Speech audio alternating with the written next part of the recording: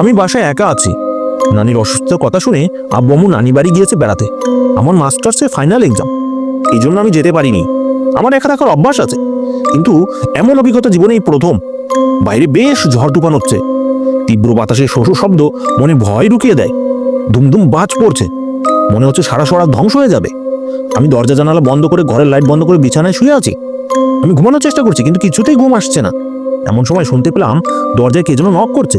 এত রাতে কে এলো, তাও এই ঝড় তুফানের রাতে? আমি বিরক্ত হয়ে বললাম, কে কে? কোনো সারা শব্দ পেলাম না, কিন্তু আবার দরজা খটখট শব্দ। মেজাজ খুব খারাপ হলো। একে তো আমি একা একটি মেয়ে, তারপরে এত রাতে কি দরজা ধাক্কায়। ভয় ভয় দরজা খুললাম। দরজা খুলে আমি প্রচন্ড অবাক। নিলয় এসেছে, আমার বাল্যকালের বন্ধু। স্কুল কলেজে আমরা একসাথে পড়েছি। নিলয়কে দেখে আমি স্তব্ধ হয়ে গেলাম। আমার মাথা কাজ করছে না।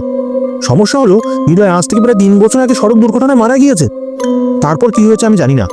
সকালে দেখি আমি দরজার সামনেই শুয়ে আছি, কিন্তু দরজা বন্ধ।